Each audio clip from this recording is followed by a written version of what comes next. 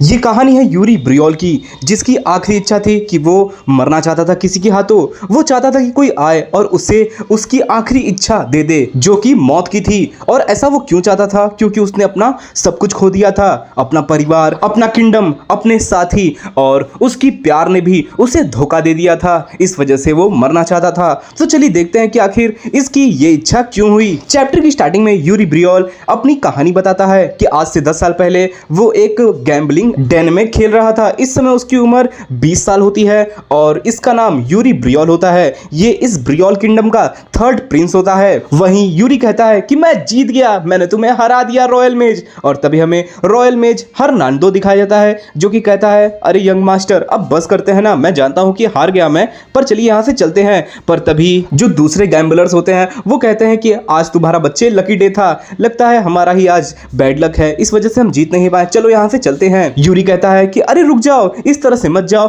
मैं इस बार तुम्हें डबल इनाम दूंगा, मैं डबल की बाजी लगा रहा हूं, तो चलो फिर से खेलते हैं। पर तभी हर्नांडो कहता है कि यंग मास्टर, बहुत ज्यादा ही हमें देर हो चुकी है, हमें जाना भी होगा। आप भूल गए क्या, आपको भी किसी से मिलना था। पर तभी वहां पर जितने भी गैम्बलर्स होते हैं वो आ जाते हैं और टेबल पे अपने लात को रखते हुए कहते हैं कि हे लड़के, मैं जानता हूं कि तुम चीटिंग करके जीत रहे हो, तुमने जरूर किसी ट्रिक्स का इस्तेमाल किया होगा। ऐसा आज तक कोई बंदा बना ही नहीं है जो हर एक मैच को जीत जाता हो। तो बताओ तुम आखिर किस ट्रिक का इस्तेमाल कर रहे हो। ये सुनते ही यूरी गुस्सा आता है और कहता है आखिर तुम जानते भी हो तुम किससे बात कर रहे हो, मैं किसी ट्रिक का इस्तेमाल करूंगा, तुम्हारी हिम्मत कैसे हुई है बोलने की। इस पर गैम्बलर्स कहते हैं कि हे कौन हो तुम, क्या तुम कोई नोबल हो? देखकर तो तुम्हें ऐसा नहीं लगता कि कोई तुम नोबल हो, और क्या तुम एक प्रिंस हो? अगर तुम प्रिंस भी होते ना तो भी मुझे कोई फर्क नहीं पड़ता। दूसरा गैम्बलर कहता है कि हाँ, मुझे कोई फर्क नहीं पड़ता, जो नोबल होते हैं ना वो बस ल्यूनेटिक्स होते हैं, यानी पगलैट होते हैं, जिन्हें सिर्फ स्वॉर्ड को चलाना आता है और कोई उनमें चीजें खास नहीं होती। ये सुनकर के हमारा हीरो टेबल को पलट देता है गुस्से हुए और कहता है तुम्हारी हिम्मत कैसे हुई मेरे बारे में ऐसा बात कहने की? तुम्हें पता भी है मैं कौन हूं? मैं यूरी ब्रियोल हूं, इस ब्रियोल किंगडम का 3rd प्रिंस। और तुमने कहा कि मैं ट्रिक्स खेल रहा था तुम्हारे साथ, तुम्हारी हिम्मत कैसे हुई? अब मैं तुम्हें इतना मार मारूंगा जिसे तुम फिर से रिबॉर्न हो जाओगे। चलो इस प्रिंस को तुम्हें सबक सिखाने दो। ये सुनकर के ये गैम्बलर्स बहुत ज्यादा ही डर जाते हैं। तभी यूरी इन्हें पीटना स्टार्ट कर देता है। सीन शिफ्ट होता है, हमें चांदनी रात में एक सुनसान जगह दिखाई जाती है, जहां पे यूरी कह रहा होता है कि प्लीज मेरी बात समझने की कोशिश करो, मेरे पिताजी इस समय किंगडम में नहीं है और इस वजह से सारा कारोबार मुझे संभालना पड़ रहा है। मैंने तुम्हें लेटर भेज के ये बात बताई तो थी, फिर भी तुम इतनी जल्दी आ गई, प्लीज इस बार मुझे माफ कर दो ना। ये बात हमारा एमसी एक लड़की से कह रहा होता है। ये लड़की एम्पायर की प्रिंसेस होती है और इसका नाम एक्टरीना लावार्ना ग्रांजियन होता है। बड़ा खराब नाम है। पर तभी ये एक्टरीना कहती है कि तुम्हें पता है मुझे यहाँ पे आने के लिए बहुत ज्यादा छुप छुपा कराना पड़ा और तुम कह रहे हो कि मैं लेट हूं। यूरी कहता है प्लीज यार समझने की कोशिश करो, मेरे पिताजी नहीं है तो मैं अपने किंगडम से बाहर भी नहीं जा सकता हूं, फिर भी मैं तुमसे यहां पर मिल रहा हूं। मुझे ये बात तुम्हें नहीं बतानी चाहिए थी, अगर तुम कोई और होती ना तो मैं तुम्हें ये बात नहीं बताता। ये सुनकर एक्टरीना और ज्यादा ही गुस्सा जाती है और कहती है क्या तुम्हारे हिसाब से मैं कोई और हूं? ये लड़कियों के नखरे बिना। वहीं यूरी बहुत ज्यादा ही शॉक्ड हो जाता है इसके रिस्पॉन्स से और कहता है अरे मेरे कहने का मतलब वो नहीं था। पर तभी एक्टरीना अपने गले में से एक लॉकेट को निकालते हुए फेंकती है और कहती है कि जब तुम्हें मुझसे प्यार ही नहीं है तो फिर तुमने मुझे ये लॉकेट क्यों दिया? और गाइस ये कहानी लव शब्द पे नहीं है, बल्कि एक बेट्रेयल, रिवेंज, माना और स्वॉर्डमैनशिप पे है, डंजन्स पे है। इसमें आपको सब कुछ मिलेगा, तो परेशान मत होइएगा। वहीं एक्टरीना गुस्से में कहती है कि जब तक मैं तुमसे कांटेक्ट ना करूं तब तक तुम मुझसे कांटेक्ट करने की कोशिश मत करना। और ये कहने के साथ ही वो वहां से चली जाती है। पर तभी एमसी चिल्लाता है एक्टरीना, अरे मेरी बात तो सुनो, ए लेक्टरीना रे रुक जाओ। यूरी बहुत ज्यादा ही परेशान हो जाता है और कहता है अब मैं क्या करूं? ये इस बार तो बहुत ज्यादा ही गुस्से में लग रही है, लगता है इस बार ये मुझे जल्दी माफ नहीं करेगी। पर ये हरकत होते हुए पीछे से कोई छुपकर देख रहा होता है और तभी वो बहुत ज्यादा ही क्रीपी स्माइल हंसता है, क्योंकि यहाँ पर कुछ षड्यंत्र चलने वाला है। उसके बाद हमारा एमसी बताता है कि इसी हमारे जब लड़ाई हुई थी बातचीत में, उसी के कुछ दिनों बाद ही जो एम्पायर थी और जो किंगडम थी उनके बीच अनबन स्टार्ट हो गई, उनके बीच रिश्तों में खटास पड़ गई और एक छोटी सी चिंगारी की वजह से ये चिंगारी आग में बदल गई और कुछ ही दिनों बाद जो एम्पायर था उसने किंगडम पर हमला कर दिया। वही हमें ब्रियोल किंगडम दिखाया जाता है, जहां पे पूरी जगह पे आग लग चुकी होती है, हर तरफ अफरा तफरी मची होती है और सभी कह रहे होते हैं कि एम्पायर ने ब्रियोल किंगडम पर हमला कर दिया है, सभी लोग इवैक्यूएट करो, अपने आप को बचाओ। और ये हमारा एमसी देख रहा होता है, वो भागते हुए जाता है और देखता है कि उसके एक दूसरे महल में पूरी तरीके से आग लग चुकी होती है। और इस आग को देखते हुए एमसी कहता है कि इसी दिन से एम्पायर ने ब्रियोल किंगडम पर पर ऑफिशियली एक फुल फ्लेज वार घोषित कर दिया।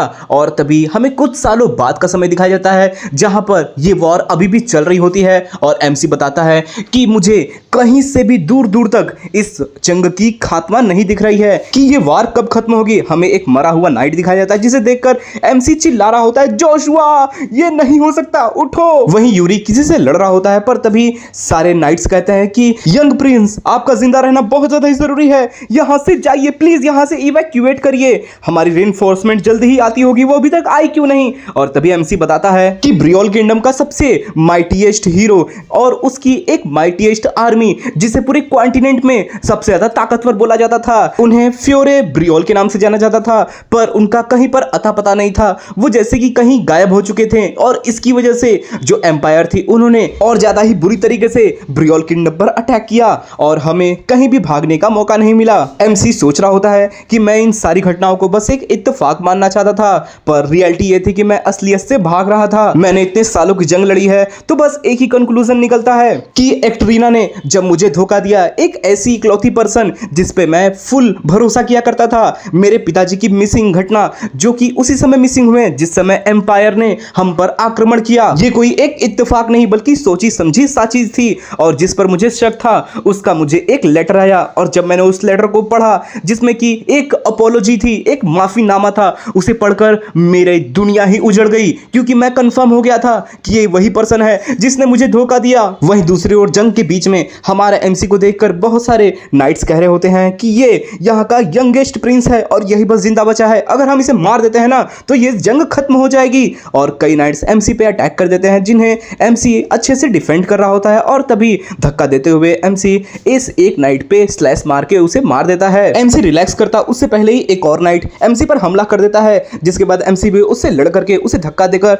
उस पर एक स्लैश मारकर उसे मार देता है। और तभी पीछे से बहुत सारे नाइट्स आ जाते हैं और वो इस ब्रियोल किंगडम के ही नाइट्स होते हैं जिन्होंने हमारे एमसी के फैमिली को धोखा दे दिया होता है। उन्हें देखकर एमसी बहुत ज्यादा ही आश्चर्यचकित होता है और तभी वो सोचता है क्या मैं इस तरह से मरने वाला हूं। और तभी उन्हीं नाइट्स में से एक और नाइट हमारे एमसी पर एक स्लैश मार देता है। हमारे एमसी का ध्यान वहां पे नहीं होता है जिसकी वजह से उसके स्वॉर्ड पे वो स्लैश लगता है और वो स्वॉर्ड गिर जाती पीछे की तरफ से। एमसी अपनी आंखें बंद कर लेता है क्योंकि अब उसे लग रहा होता है कि वो मरने वाला है, पर जैसे ही ये दूसरा स्लैश चलता है एमसी के बीच में एक दूसरा बंदा आ जाता है और वो स्लैश वो अपने ऊपर ले लेता है। ये देखकर एमसी और ज्यादा ही आश्चर्यचकित होता है और चिल्लाता है, लॉरेंट नहीं। और तभी हमें दिखाया जाता है कि ये बंदा लॉरेंट होता है और तभी लॉरेंट कहता है कि यंग प्रिंस जाइए यहां से, आपका जिंदा होना जरूरी है। इस पर हमारा एमसी चिल्लाता है, लॉरेंट नहीं, मैं तुम्हें बचाना चाहता हूं। पर तब तक दूसरे जो नाइट्स होते हैं वो एमसी को खींचने लगते हैं कि यंग प्रिंस जल्दी यहां से चलिए, आपका जिंदा रहना जरूरी है, अगर आप जिंदा रहते हैं ना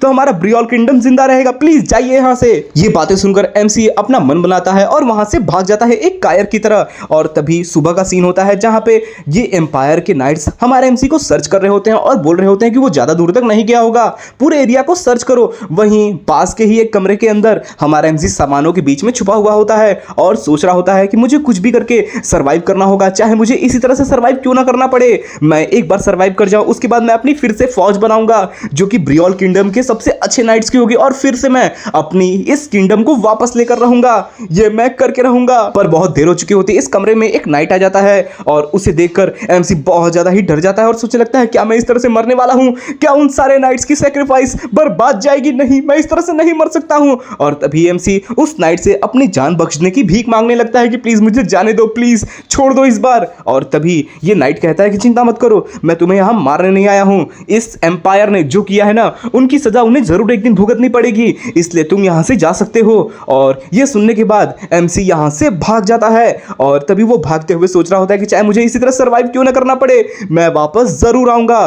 पर कुछ साल और बीत जाते हैं और तब तक इस किंगडम में जितने भी हमारे एमसी को जानने वाले लोग होते हैं वो सभी मर चुके होते हैं। और तभी एमसी को रियलाइजेशन होता है कि जो वो सोच रहा था कि वो फिर से अपनी किंगडम को खड़ा करेगा वो बस उसका एक डिल्यूजन था, पर रियलिटी कुछ और ही थी। कोई भी जिंदा नहीं बचा हमारे एमसी को याद करने वाला और हमारा एमसी अपने दिल में बस एक गिल्ड लेकर घूम रहा था और उसी गिल्ड को खत्म करने के लिए वो चाहता था कि कोई उसे मारे और उसे मारकर उसकी कहानी खत्म कर दे। और इसीलिए हमें प्रेजेंट में दिखाया जाता है सीन जहां पे हमारा एमसी अभी भी विश कर रहा होता है कि कोई आए और उसे मार दे। और तभी सामने से एक नाइट आता है और कहता है कि हे, मैंने सुना कि तुम मरना चाहते हो और तुम्हारी आखिरी इच्छा मौत की है, तुम मौत पाने के लिए हमेशा फ्रंट लाइंस पे जाकर युद्ध किया करते हो और एक मर्सनरी के रूप में काम कर रहे हो।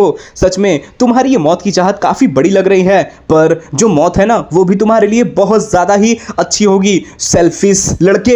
ये सुनकर के एमसी कहता है ऐसे बात मत करो जैसे तुम मुझे जानते हो। इस पे ये सामने वाला नाइट कहता है कि मैं तुम्हें अच्छे से जानता हूं, the third prince of Briol kingdom. ये सुनकर के एमसी बहुत ज्यादा ही सरप्राइज होता है और सोचने लगता है कि इस ब्रियोल किंगडम में जो भी लोग मेरा रियल आइडेंटिटी जानते थे वो सभी मर चुके हैं। और तभी ये सामने वाला नाइट अपने इस हेलमेट को उतारते हुए कहता है कि तुम्हारी वजह से मैंने अपना सब कुछ खो दिया। और तभी उसके चेहरे को देखकर एमसी बहुत ज्यादा ही आश्चर्यचकित हो जाता है और सोचता है कि ये आवाज, ये तो मैं पहचानता हूं, ये लॉरेंट की आवाज है। पर मुझे बचाते हुए वो तो मारा गया था, पर ये जिंदा कैसे है? पर वहीं लॉरेंट कहता है कि एम्पायर ने ब्रियोल किंगडम पे अटैक कर दिया, जिसकी वजह से मेरा हॉनर, मेरी अच्छाई और मेरे जीवन तक को सब कुछ मुझसे छीन लिया गया, वो भी सिर्फ तुम्हारी वजह से यूरी ब्रियोल। ये कहने की वजह से वो रश कर देता है एमसी पर अटैक करने के लिए। और ये देखकर एमसी सोचता है कि एक वेंजफुल स्पिरिट जो कि मर चुका था अब वो फिर से जिंदा होकर वापस आ गया है मुझसे बदला लेने के लिए। और तभी ये बंदा हमारे एमसी के सीने में अपने भाले को डाल देता है और इसी के साथ वो कहता है कि तुम्हें मरने की इच्छा थी ना, अब मरो। एमसी सोचता है कि मेरा हमेशा से मरने का इच्छा था और इस कर्स लाइफ से आजाद पाना था, पर अभी जब मैं मर रहा हूं तो मुझे इतना दर्द क्यों हो रहा है और मुझे मेरे फादर की वो बात क्यों याद आ रही है बार बार। उसके गले से वो लॉकेट उतर रहा होता है और तभी उसे उसके फादर की बात याद आती है कि एक नाइट कभी भी अपने हॉनर को मरते दम तक नहीं छोड़ता है। और इसी के साथ ये याद करने के साथ ही हमारा एमसी अपनी आंखें खोलता है और एमसी इस समय एक बच्चा होता है। कोई चिल्ला रहा होता है, यूरी ब्रियोल उठो उठो, यूरी ब्रियोल तुम ठीक तो हो। इस पर हमारा एमसी आंखें खोलता है और तभी देखता है कि अपने पिताजी को जो उसके सामने होते हैं और उसके पिताजी कहते हैं कि तुम ठीक तो हो, तुमने 3 दिनों से अपनी आंखें नहीं खोली थी। उन्हें देख करके एमसी सोच रहा होता है कि क्या मैं मर गया और मेरे पिताजी भी यहाँ पर हैं, इसका मतलब ये भी नर्क में आ चुके हैं। ये सुन करके ये पिताजी कहता है क्या कहा तुमने? और तभी हमारा एमसी उनके हाथ को पकड़ लेता है और कहता है मुझे यकीन नहीं होता, जो व्यक्ति हमेशा हॉनर के बारे में और अच्छाई के बारे में बात करता था वो भी आखिर में हेल में ही आ गया। ये सुनकर के इसके पिताजी बहुत ज्यादा शॉक्ड होते हैं और एक जोरदार थप्पड़ इसके सर पे मार देते हैं और कहते हैं ये तुम क्या बकवास कर रहे हो बे लड़के। पर वहीं एमसी चिढ़ते हुए कहता है कि हे पिताजी, आप नर्क में भी आकर अपने इस आदत को नहीं छोड़ रहे हैं, प्लीज यहाँ पर आप पश्चाताप करने के लिए आए हैं तो यहाँ पे पश्चाताप करिए। पर तभी उसकी आंखों के सामने एक पत्ता आता है और तभी वो बाहर की ओर देखता है तो उसे समझ में आता है कि यहाँ पर तो हरियाली छाई हुई है और यहाँ पर मेड काम कर रही है, यहाँ पर कोई परजोटरी नहीं है, यहाँ पे कोई नर्क की आग में झोंक नहीं रहा है, यहाँ पे किसी को तला नहीं जा रहा है, यहाँ पे किसी के पकौड़े नहीं बन रहे हैं और ना ही कोई डीमन है जो उसे उसके किए गए कामों के खिलाफ मॉक करे, यानी उसे कहे कि तुम कितने नालायक थे, अपने जीवन में तुमने कुछ नहीं किया। यहाँ पर ऐसा कुछ नहीं है, पर मुझे समझ में नहीं आ रहा मैं कहां हूं। वो अपने फैमिली को देखता है और तभी उसकी आंखें ओझल होने लगती है, वो बेहोश हो जाता है और उसे देख करके सभी चिल्लाते हैं यूरी तुम ठीक तो हो ना। पर तभी हमें बताया जाता है कि ये Yuri Briol third prince of Briol kingdom है और ये इस समय 13 साल का है। और तभी हमसे हमें बताने लगता है कि मैंने पहले सोचा था कि ये एक सपना है या फिर मरने से पहले मेरी लाइफ मेरी आंखों के सामने गुजर रही है, पर मैं जितना भी सोचूं इसके बारे में सब कुछ वैसा चल रहा है जैसा मेरे 13 साल की उम्र में चला करता था। और मैं अब कंफर्म कह सकता हूं कि मैं अब अपनी पास्ट लाइफ में वापस आ गया हूं और ये वही स्प्रिंग का मौसम है मेरे 13 साल की उम्र में जो आया था और ये मेरा सेकंड चांस है। वहीं अगली सुबह एमसी के कमरे का पर्दा कोई खोलता है और कहता है कि यंग मास्टर जल्दी से उठिए, आपको देर हो जाएगी नहीं तो। एमसी नहीं उठता है, पर तभी जो मेड होती है वो कहती है कि यंग मास्टर आप ही ने मुझसे कहा था ना आपको उठाने के लिए, आपकी स्वॉर्ड मास्टर ट्रेनिंग का समय हो चुका है। ये सुनते ही हमारा एमसी झटके से उठ जाता है और कहता है अरे जल्दी से मुझे मेरा कपड़ा ला कर दो, नहीं सबसे पहले मुझे नहाना होगा। पर तभी जो मेड होती है वो कहती है कि यंग मास्टर आप चिंता मत करिए, मैं आपके चेहरे को पोंछ दे रही हूं। और तभी इस मेड को देखकर जिसका नाम एना होता है उसे देखकर एमसी अपने पास्ट के बारे में सोचता है जहां पर इसी के किंगडम के अंदर एना को किसी ने बहुत बुरी तरीके से मार दिया था। और ये सोचने के साथ ही वो बहुत ज्यादा ही सैड फील करता है और तभी एना से कहता है कि एना क्या तुम मुझे 3 तमाचे मार सकती हो और इतना तगड़ा मारना ना कि मुझे बहुत बुरी तरीके से दर्द करे। इस पे एना शॉक होते हुए कहते हैं कि आइए आप क्या कर रहे हैं, अगर मैंने ये सब किया आपके साथ तो मुझे गद्दार मान लिया जाएगा। एमसी कहता है मैं प्रॉमिस करता हूं तुम्हें कुछ भी नहीं होगा। ये सुन करके एना कहती है नहीं मैं ऐसा नहीं कर सकती। एमसी कहता है चिंता मत करो, मैंने वादा कर दिया सो कर दिया, तुम्हें कुछ नहीं होगा।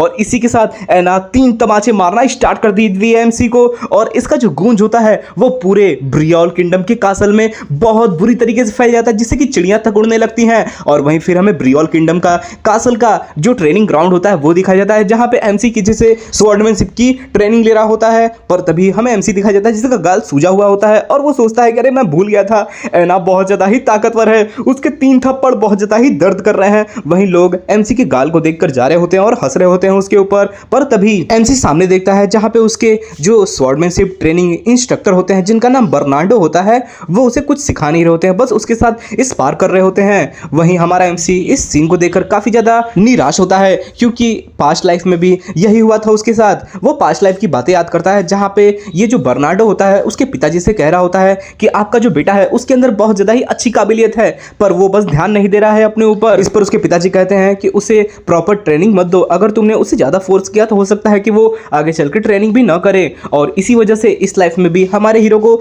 ये सब सहना पड़ रहा है और वो अच्छे से ट्रेनिंग नहीं पा रहा है। वहीं एमसी फिर बर्नार्डो से कहता है कि सर इंस्ट्रक्टर, आपसे मैं कुछ कहना चाहता हूं, प्लीज अब से मुझे सीरियसली ट्रेनिंग दीजिए और बहुत ज्यादा ही अच्छे से सिखाइए। मैं आपसे बहुत ज्यादा ही सीरियसली आपके साथ ट्रेनिंग करना चाहता हूं, क्योंकि फ्यूचर में चल के मैं बहुत ज्यादा ही ताकतवर बनना चाहता हूं। ये सुनकर के बर्नार्डो बहुत ज्यादा ही खुशी महसूस करता है और तुरंत ही अपने स्वॉर्ड ऑरा को निकालते हुए कहता है कि ठीक है यंग मास्टर, अब से आप अपने आप को तैयार कर लीजिए, क्योंकि मैं भी आपके साथ अब सीरियसली ट्रेनिंग करूंगा। और वो तुरंत ही रश कर देता है हमारे एमसी पे लगातार स्वॉर्ड स्लैश मारने के लिए, और वो स्वॉर्ड स्लैश मारता भी हमारे एमसी पे। हमारा एमसी कहता है अरे बर्नार्डो प्लीज थोड़ा सा आराम से मारो मेरे पे यार, मैंने कहा था स्वॉर्डमैनशिप सिखाने को, मेरे को टॉर्चर करने को नहीं। पर तभी बर्नार्डो पीछे हटता है। ये देखकर एमसी थोड़ा रिलैक्स करता है, पर तभी वो बर्नार्डो के बारे में बताता है कि बर्नार्डो इस ब्रियोल किंगडम में आने से पहले स्वॉर्ड डीमन के नाम से जाना जाता था। और वहीं बर्नार्डो अपने स्वॉर्ड ऑरा को निकालकर हमारे एमसी की तरफ आ रहा होता है। एमसी कहता है अरे रुक जाओ प्लीज, मुझे आराम से सिखाओ यार। और बहुत ज्यादा ही एमसी को ट्रेनिंग मिलने के बाद एमसी हाफ चुका होता है, वो जमीन पे पड़ा होता है और सोच रहा होता है तो ये मतलब है बर्नार्डो से ट्रेनिंग लेने का। सच में अगर मैंने अपने पिछली लाइफ में मर्सनरी ट्रेनिंग नहीं ली होती ना, तो आज मैं बहुत ज्यादा ही थक चुका होता है और 2 मिनट भी इसके सामने नहीं टिक पाया होता। पर क्या इतनी ट्रेनिंग करने के बाद मैं ताकतवर बन जाऊंगा? मुझे ऐसा लगता है। और वहीं हमारा एमसी बहुत ज्यादा ही खुश होता है, पर बर्नार्डो इसको देखकर बहुत ज्यादा आश्चर्यचकित होता है और सोचता है कि आखिर यंग मास्टर इतने ज्यादा कब ग्रो कर गए। पर वहीं फिर दौड़ते हुए एना आती है और कहती है यंग मास्टर हमें जल्दी से चलना होगा, आपके पिताजी आपको बुला रहे हैं। ये सुनकर एमसी कहता है क्या हो गया, आखिर कौन सी ऐसी विद्या आ गई? इस पर एना कहती है कि जो काउंट है ना हमारे इस ब्रियोल किंगडम के, जिसका नाम जोहानेस है, वो यहाँ पर आए हैं अपने बेटे के साथ। ये सुनकर के एमसी बहुत ज्यादा ही गुस्सा हो जाता है और सोचता है कि मेरी पिछली लाइफ में जिस बंदे ने मुझे धोखा दिया था वो था गोथ जरकवार, और ये इसी जोहानेस का बेटा था। और तभी वो गुस्से में कहता है कि कहाँ है वो ससुरा लड़का, चलो उससे मिलने चलते हैं। सीन शिफ्ट होता है जहां पे सभी खाना खा रहे होते हैं और वहीं ये जो जोहानेस होता है वो कहता है कि सच में जो थर्ड यंग मास्टर है वो एकदम चेंज हो गए हैं, इनकी फिजिक देखिए कितनी ज्यादा इंप्रूव हो चुकी है। इस पे हमारे एमसी का फादर कहता है कि हो सकता है मेरा जो छोटा बेटा है उसने कुछ गलत खा लिया होगा। इस पे जोहानेस कहते हैं अगर आपके पास वो आइटम है तो मुझे भी दीजिए, मैं भी अपने बेटे को देना चाहता हूं। इस पर एमसी का फादर कहता है कि तुम्हारा बेटा तो पहले ही बहुत ज्यादा ही इंटेलिजेंट दिख रहा है। वहीं ये जो हमें गोट जरकवार दिखाया जाता है जो सबसे बड़े बेटे को देखता है, यानी हमारे हीरो के भाई को देखता है और उसे देखकर बहुत ज्यादा ही वो खुश होता है। पर तभी जैसे ही हमारे एमसी को देखता है, हमारा एमसी उसे बहुत ज्यादा ही घूर के देख रहा होता है डिस्गस्टिंग निगाहों से। ये देखकर वो बहुत ज्यादा ही डर जाता है और तभी जो सेकंड ब्रदर होता है वो पूछता है कि हे यूरी, तुम्हें इस गोड के साथ कोई परेशानी है क्या? इस पर हमारा एमसी धीरे बोलता है कि इस ससुरे ने मुझे धोखा दिया है, मेरे पीठ में खंजर भोंका है। तो इस पे सेकंड ब्रदर कहता है कि द ग्रेट यूरी ब्रियोन इस बात को इस तरह से आसानी से जाने तो नहीं देगा ना,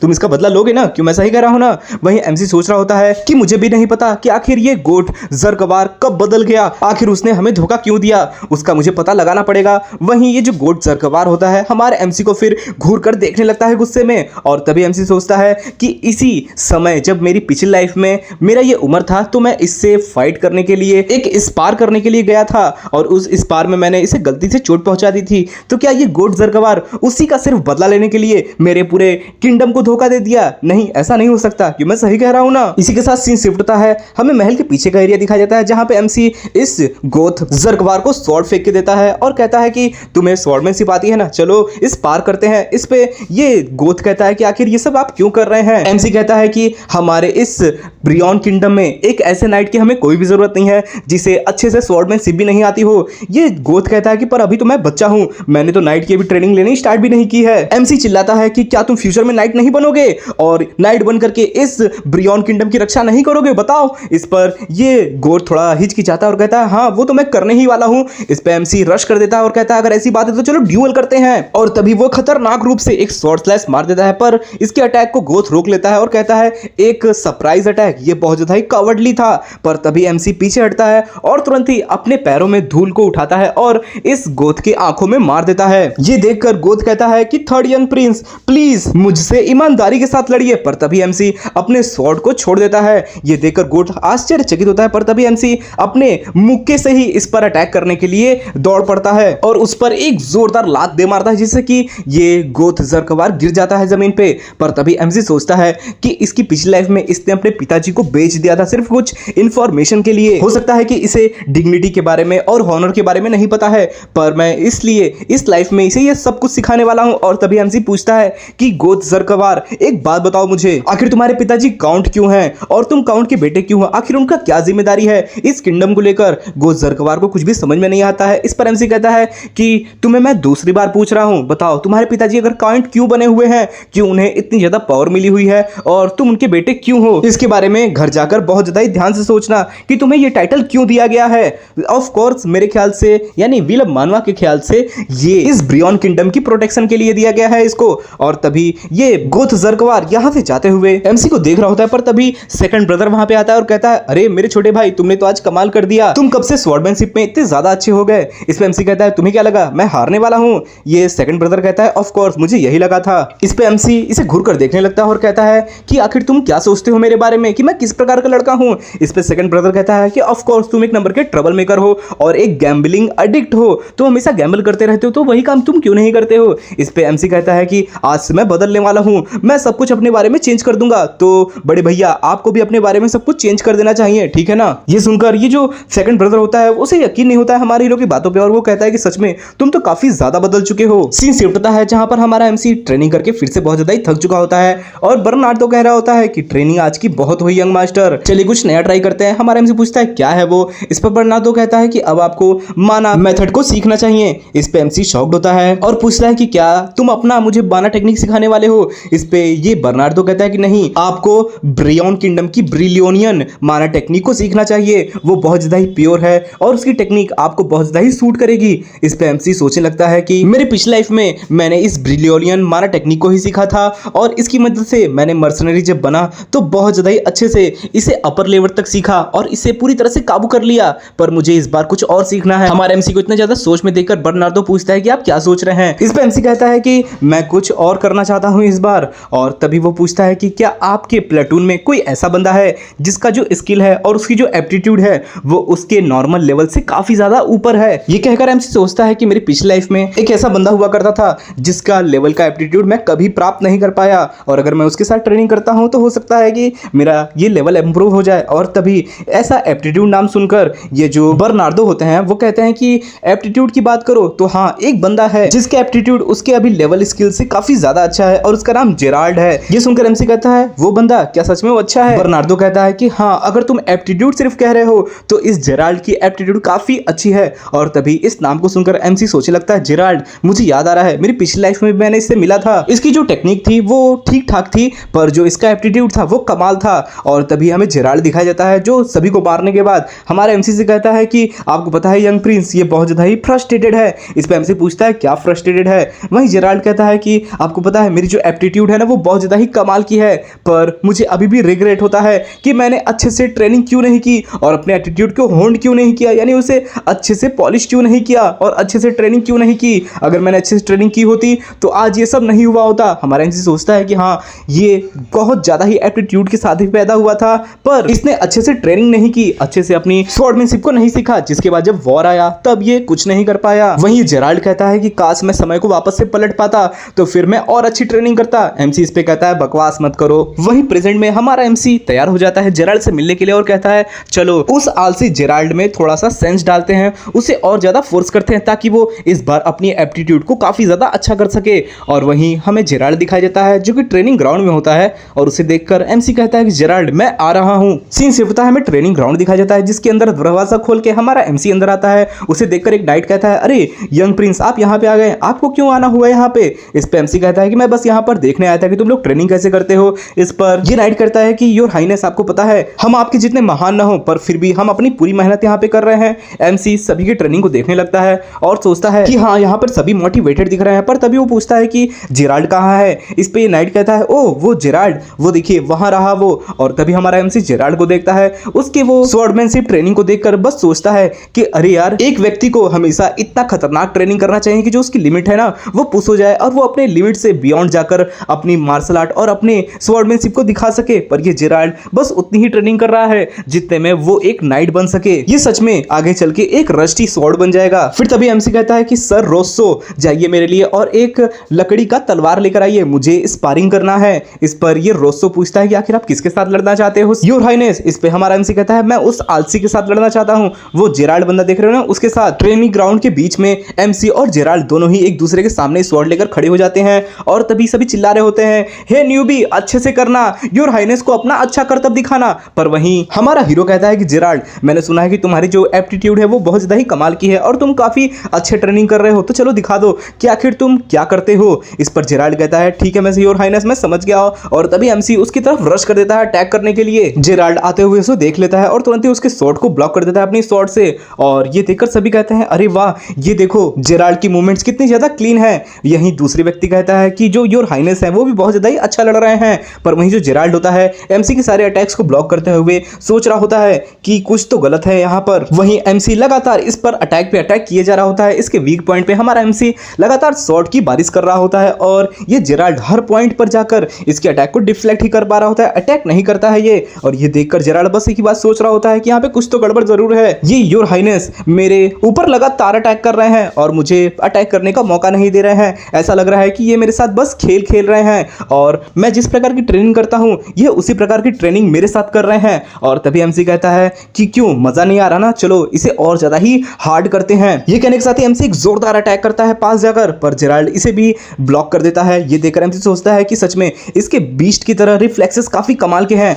इस पे एमसी कहता है, चलो देखते हैं इसे तुम कैसे रोकते हो। और तभी वो एमसी हमारे इस जेराल्ड के पैरों पर मारने लगता है और उसके हर एक वीक पॉइंट पर अटैक करता है। जेराल्ड बहुत ज्यादा स्ट्रगल कर रहा होता है इन सारे अटैक्स को ब्लॉक करने में। पर इस बार ये जेराल्ड जो होता है वो अटैक करता है एमसी पे, एमसी स्ट्रगल कर रहा होता है। और तभी वो सोचता है कि मैं पिछली लाइफ में भी अपनी याद कर रहा हूं कि ये एक फुल फ्लेज नाइट था मेरे पिछली लाइफ में और इस लाइफ में भी ये कमजोर बिल्कुल भी नहीं है, पर फिर भी मैं इसे एक हिट तो मारना चाहता हूं। तभी एमसी एक मौका पाता है और इसके स्वॉर्ड को डिफ्लेक्ट कर देता है और तुरंत ही रश करके जाता है और इसके बॉडी पे एक स्ट्राइक मार देता है। और ये देखकर वहां सभी लोग बहुत ज्यादा हैरान हो जाते हैं। हमारा एमसी भी बहुत ज्यादा ही खुश होता है कि फाइनली मैंने एक हिट इस पे मार दिया। वहीं जेराल्ड बहुत ज्यादा नर्वस होता है और सोच रहा होता है कि मुझे समझ में नहीं आ रहा है कि यहाँ पे मैं काफी ज्यादा ताकतवर हूं पर फिर भी मैं कॉर्नर हो रहा हूं और ये मुझ पर लगातार अटैक कर रहे हैं, आखिर हो क्या रहा है। ये सोचने के साथ ही जेराल्ड पास जाता है पर तभी एमसी उसके गले पर अटैक करता है। जेराल्ड पीछे हटता है और उसके अटैक को डॉज करने में कामयाब हो जाता है और कहता है कि सच में यार बहुत ज्यादा ही क्लोजली तुम बच गए।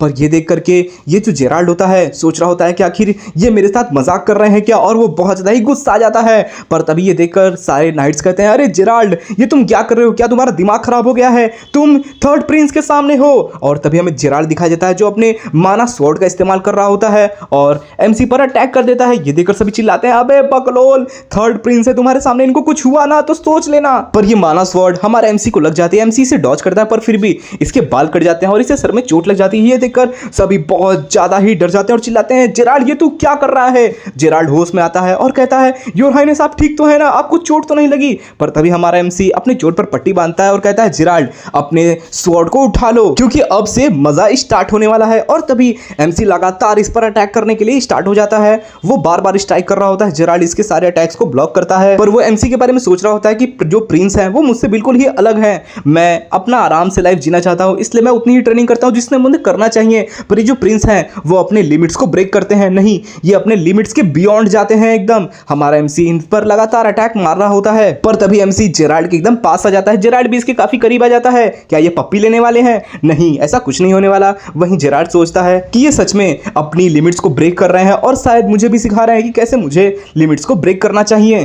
फिर जॉर्डन खड़े होकर सोच रहा होता है कि इस यंग मास्टर से फाइट करके मुझे अपने अंदर कुछ बॉइलिंग सा फील हो रहा है, जैसे कि कुछ अंदर गुस्सा भर रहा हो मेरे अंदर से गर्मी निकल रही हो। और वहीं ये सोच करके जॉर्डन रश कर देता है एमसी पे अटैक करने के लिए। तभी वो एमसी पे अटैक करता है, पर एमसी उसके अटैक को रोक लेता है। और ये देखकर जॉर्डन सोचता है कि ये यंग मास्टर मेरे अंदर से कुछ निकालने की कोशिश कर रहा है। वहीं फिर हमारा एमसी अब अटैक करता है इसके ऊपर, पर इसके अटैक से ये जॉर्डन बच जाता है। पर ये देखकर जॉर्डन को बहुत ज्यादा फ्रस्ट्रेशन फील होता है और वो गुस्से में एक बार फिर से अपना माना एनर्जी का इस्तेमाल करता है और एक जोरदार स्लैश एमसी पे मार देता है। एमसी इसके स्वॉर्ड अटैक को अपने स्वॉर्ड से ब्लॉक करने की कोशिश करता है, पर इस बार ये माना स्वॉर्ड होता है, जिसकी वजह से जो वुडन की स्वॉर्ड होती है वो टूट जाती है और एमसी बस थोड़ा सा ही दूर था उसके गला कटने से। पर तभी एमसी की जब स्वॉर्ड टूटती है तो वो कहता है कि अब खत्म हुआ, ये मैच खत्म हो चुका है जॉर्डन। ये सुन जॉर्डन थोड़ा रिलैक्स होता है और अपनी माना एनर्जी को रिलैक्स कर देता है। पर तभी एमसी कहता है कि आज का जो मैंने तुमसे फाइट किया वो सच में बहुत ज्यादा ही मजेदार था, मैंने तुमसे बहुत कुछ सीखा। इस पर जॉर्डन हाथ मिलाते हुए कहता है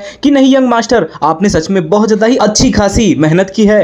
पर वहीं जॉर्डन सोच रहा होता है कि मैंने आज तक इतनी ज्यादा अपने अंदर गर्म जोशी कभी फील नहीं की है। आखिर इतना यंगेस्ट ये यंग मास्टर इतने जवान होके कैसे ये सारी चीजें मेरे साथ कर सकते हैं। ये जॉर्डन हमारे एमसी को देखकर सोच ही रहा होता है कि एमसी से देख लेता है और कहता है ये तुम क्या कर रहे हो। इस पर जॉर्डन थोड़ा घबरा जाता है, पर तभी एमसी कहता है अबे मेरा हाथ छोड़ो और मुझे जाने दो, मुझे चोट लगी है, इसलिए इस तरह से यहाँ पे फ्रीज बनकर मत खड़े रहो। ये सुनकर जॉर्डन तुरंत ही भागता है और एमसी की पट्टी करने के लिए सामान लेकर आता है और वहीं एमसी जमीन पर पड़ जाता है और कहता है फाइनली ये खत्म हुआ। पर वहीं छत पे से सभी चिल्ला रहे होते हैं कि यंग मास्टर आज आपने तो कमाल कर दिया, धोती फाड़ के रूमाल कर दिया, सच में कमाल किया। पर तभी वहां पर कोई व्यक्ति आ जाता है जो हमारे एमसी की इस फाइट को देखा हुआ होता है और तभी एक नाइट इस व्यक्ति को देखे कहता है कैप्टन आप यहाँ पे क्या कर रहे हैं। इस पे ये हमें कैप्टन दिखाया जाता है जो कहता है कि मैं बस इस फाइट को देखने आ गया था। और तभी हमें इसका नाम रिवील किया जाता है कि इसका नाम सैनेड है और ये ब्रियोल रॉयल गार्ड का कैप्टन है। और ये देखकर वो कहता है इंटरेस्टिंग। इसी के साथ सीन शिफ्ट होता है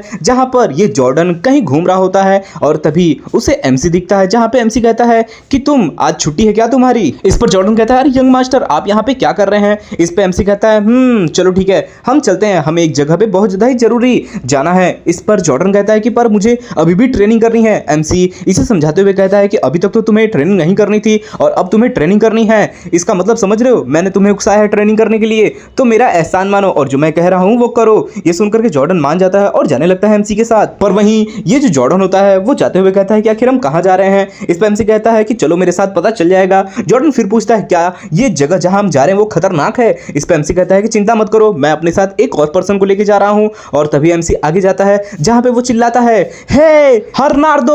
और तभी हमें हरनार्डो दिखाया जाता है जो कि रॉयल कोर्ट मेज होता है। वो कहता है कि हाँ योर हाइनेस बताइए क्या हुआ। इस पे एमसी कहता है कि तुम्हें मेरे साथ चलना है इसलिए मुझे असिस्ट करो। इस पर ये हरनार्डो कहता है कि मैं आपके साथ जाना तो चाहता हूं पर मेरे सर के ऊपर बहुत ज्यादा प्रॉब्लम्स का बोझ है, मैं आपके साथ इसीलिए नहीं जा सकता हूं। एमसी फिर सीरियस लुक में कहता है कि तुमने जो मुझसे गैम्बलिंग में पैसे हारे हैं ना वो मैं माफ कर दूंगा अगर तुम मेरे साथ चलते हो तो। ये सुनकर हरनार्डो एकदम शॉक्ड हो जाता है। वो मुड़कर कहता है कि क्या सच में आप सच बोल रहे हैं। एमसी कहता है कि क्या मैंने कभी तुमसे झूठ बोला है। इस पे हरनार्डो कहता है कि नहीं आपने गैम्बलिंग डेन के बाहर तो मुझसे कभी झूठ नहीं बोला। इस पे एमसी कहता है देखा मैंने कहा ना कि मैंने तुमसे कभी झूठ नहीं बोला है। इस पे हरनार्डो कहता है अरे मेरा कहने का मतलब है कि मैंने गैम्बलिंग डेन के बाहर आपको देखा ही नहीं है, इस वजह से मैं नहीं जानता कि आप झूठ बोल रहे हो कि सच बोल रहे हो। एमसी थोड़ा ऑकवर्ड फील करता है पर तभी वो आगे बढ़ते हुए कहता है कि एनीवे चलो आगे बढ़ते हैं और मैं तुम्हारा जो डेब्ट है वो एकदम क्लीन कर दूंगा, तुम्हें उसकी चिंता करने की कोई जरूरत नहीं है। हरनार्डो ये बात सुनकर तुरंत ही रुकता है और एक कॉन्ट्रैक्ट निकाल लेता है और कहता है कि अगर ऐसी बात है तो चलिए एक कॉन्ट्रैक्ट साइन कर लेते हैं। ये सुन हमारा एमसी स्टंड हो जाता है और कहता है अरे यार क्या थर्ड पिंस की जो बातों का वैल्यू है वो कुछ भी नहीं है। और तभी एमसी जेराल्ड से कहता है कि जेराल्ड तुम इसके गवाही बनो, तुम इसके विटनेस बनो कि मैंने ये बात कही है। इस पे जेराल्ड काफी ज्यादा आश्चर्यचकित होता है पर तभी एमसी कहता है अरे मेरा कहने का मतलब है कि तुम ये विटनेस करो कि मैं इसके सारे डेब्ट को क्लीन करता हूं। ये सुनकर जेराल्ड कहता है ठीक है मैं समझ गया। पर ये सुनकर हरनार्डो बहुत ज्यादा ही खुश हो जाता है और कहता है तो बताइए योर हाइनेस आखिर हम कहां जा रहे हैं, एक नाइट और एक मेज के साथ आप आखिर कहां जाना चाहते हैं। इस पे हमारा हीरो बहुत ज्यादा ही सीरियसली लुक में कहता है कि हम स्वॉर्ड माउंटेन पे जा रहे हैं और अब से हम जो फाउंडर का डंजन है उसे रेड करेंगे।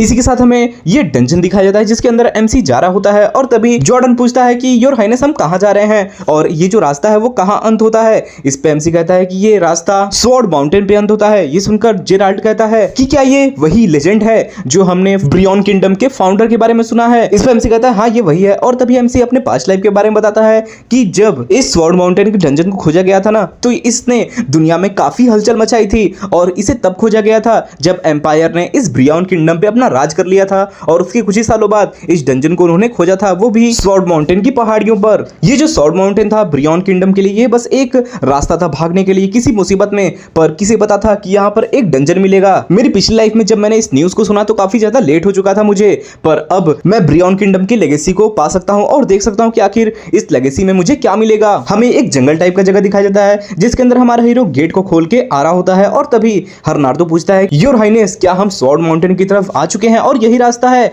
स्वॉर्ड माउंटेन की तरफ का। इस पे एमसी कुछ नहीं कहता, पर तभी हरनार्दो कहता है कि एक बात बताइए, आखिर आपको इस दरवाजे की चाबी कहां से मिली। एमसी बताता है कि मेरी पिछली लाइफ की तरह ही इस दरवाजे की जो चाबी है वो मेरे लाइब्रेरी के अंदर ही रखी हुई थी, एक जगह पे छुपी हुई थी। पिछली लाइफ में भी मुझे ये चाबी मिली थी, पर मैं इस चाबी का पर्पस नहीं जानता था और इसकी वजह से मुझे बहुत ज्यादा ही डांट पड़ी थी। पर तभी हरनार्दो आगे जाता है तो उसे कांटा चुभ जाता है और वो बहुत ज्यादा ही स्टिंग कर रहा होता है, यानी दर्द कर रहा होता है। ये देखकर एमसी कहता है कि ध्यान से देख के चलो, यहाँ पर बहुत ज्यादा ही कांटे हैं और खतरे भी हो सकते हैं, इसलिए हमें चौकन्ना रहना होगा। पर तभी हरनार्दो जॉर्डन से कहता है कि एक बात बताओ, क्या योर हाइनेस ने कुछ खराब खा लिया है क्या? इनका मूड इस तरह से बदला बदला क्यों लग रहा है? पर तभी एमसी चिल्लाता है कि तुम लोग आ रहे हो कि नहीं। ये सुनकर दोनों डर जाते हैं और कहते हैं इनका मूड पहले की तरह ही है, चलो जल्दी आगे बढ़ते हैं। पर तभी एमसी उन दोनों को रोकने के लिए कहता है और कहता है कि हमें घेर लिया गया है, यहाँ पर एक वेयरवुल्फ का पैक है। तभी हरनार्दो एमसी के पास आ जाता है। एमसी कहता है कि यहाँ पर और भी ज्यादा झुंड में ये वेयरवुल्फ हो सकते हैं, इसलिए ध्यान से सतर्क रहना। इस पर हरनार्दो पूछता है कि आपको इसके बारे में कैसे पता चला। इस पर एमसी कहता है कि मैंने ये किताब में पढ़ा था। ये बात सुनकर किताब, ये हरनार्दो काफी ज्यादा आश्चर्यचकित हो जाता है कि ये कब से किताब पढ़ने लगे। पर तभी एमसी कहता है कि इन सारे वुल्फ ने अभी हम पर ध्यान नहीं दिया, इसलिए चुपचाप आगे बढ़ते रहो। पर हरनार्दो जैसे ही आगे बढ़ता है उसका पैर एक डाली पर पड़ जाता है जिसकी वजह से आवाज हो जाती है और ये देख करके हरनार्दो काफी ज्यादा सीरियस लुक में हंसने लगता है। पर तभी एक वुल्फ की नजर उस पर पड़ जाती है और वो रश करते हुए हरनार्दो पर अटैक कर देता है। जॉर्डन ने ये देखकर चिल्लाता है हरनार्दो बचो, और तभी वो अपने स्वॉर्ड स्लैश को रश करके मार देता है इस वेयरवुल्फ पे, जिससे कि इस वेयरवुल्फ का गर्दन कट जाता है। वेयरवुल्फ हरनार्दो के सामने मरा पड़ा होता है। पर तभी एमसी कहता है कि जॉर्डन तुमने तो कमाल कर दिया, तुम्हें पता था कि जो वेयरवुल्फ की चमड़ी होती है वो काफी ज्यादा कठोर होती है, इस वजह से तुमने माना स्वॉर्ड का इस्तेमाल किया और उसे एक ही झटके में मार दिया, कमाल की बात है। पर इसकी वजह से तुमने जो वेयरवुल्फ का लीडर है ना उसकी ध्यान अपनी तरफ आकर्षित कर लिया है। और तभी ये वेयरवुल्फ का लीडर अपने इशारे से सबको बुलाता है आऊ, और तभी बहुत सारे वहां पर झुंड में वेयरवुल्फ आ जाते हैं और इन सबको घेर लेते हैं और तभी ये वेयरवुल्फ अटैक कर देते हैं सभी पर। तभी जॉर्डन अपने माना ब्लेड को एक्टिवेट करता है और तुरंत ही इन सारे वेयरवुल्फ को मारना स्टार्ट कर देता है। ये देख करके हरनार्दो कहता है कि सच में ये जो रॉयल नाइट्स है ना, इनकी जो ताकत है वो सच में बड़ा ही कमाल की है। हमारा एमसी कहता है कि हाँ इसकी ताकत सच में कमाल की है, पर फिर भी अभी इसे बहुत दूर जाना है, इसके अभी बहुत ज्यादा ही ट्रेनिंग की जरूरत है। और हमें दिखाया जाता है कि जॉर्डन बहुत ज्यादा ही खराब हालत में होता है इन सारे वेयरवुल्फ से लड़ते हुए। जॉर्डन अभी भी स्ट्रगल कर रहा होता है, वो अपनी तलवार से वेयरवुल्फ के दांतों को पकड़ने की कोशिश करता है और उन्हें ढकेलने की कोशिश करता है। पर तभी एमसी कहता है लगता है जॉर्डन मुसीबत में है। हे रॉयल मेज, चलो दिखा दो कि पिताजी तुम पर इतना ज्यादा भरोसा क्यों करते हैं और आखिर तुम्हारी क्या स्किल्स हैं। ये सुनने के साथ ही हरनार्दो अपना फायर मैजिक एक्टिवेट कर देता है और कहता है चलिए लगता है अब मुझे दिखाना ही पड़ेगा कि मेरी ताकत क्या है। और तभी वो अपने फायरबॉल से अटैक कर देता है वेयरवुल्फ की तरफ। ये देख करके तुरंत ही जॉर्डन इस मौके को समझ जाता है और एक लात मारते हुए वेयरवुल्फ को दूर फेंक देता है और अपने भी दूर हट जाता है। और तभी जहां पर सारे वेयरवुल्फ की पैक होती है वहां पर एक जोरदार धमाका होता है, सीन शिफ्ट होता है जहां पर इस ब्रियॉन किंगडम को कोई ऊपर से देख रहा होता है और ये और कोई नहीं बल्कि जॉर्डन होता है, जो कि कह रहा होता है कि मुझे यकीन नहीं होता है कि इन वेयरवुल्फ के अलावा भी यहाँ पे बहुत सारे मॉन्स्टर्स हैं। इस एमसी कहता है इसी वजह से हमें काफी लेट हो गई, पर फिर भी हम फाइनली स्वॉर्ड माउंटेन पे पहुंच चुके हैं। और तभी हमें स्वॉर्ड माउंटेन दिखाया जाता है जो कि एक पीक होती है। पर वहीं जॉर्डन कहता है कि क्या हम सही जगह पे आए हैं। एमसी कहता है कि हाँ हम सही जगह पे आए हैं, बस हमें उस चीज को खोजना पड़ेगा। और तभी वो खोजना स्टार्ट करता है जहां पे उसे चट्टान के बगल में एक चमकती हुई स्टोन दिखाई देती है और ये देखकर वो कहता है कि फाइनली मैंने इसे ढूंढ लिया। हे हरनार्दो और जॉर्डन आओ मेरी मदद करो इसे निकालने में। और ये सुनकर के हरनार्दो कहता है कि अरे एक रॉयल मेज का हाथ बहुत ज्यादा ही मासूम और मुलायम होता है, अगर इस पे चोट आ गई तो मैं मेज की का इस्तेमाल नहीं कर पाऊंगा।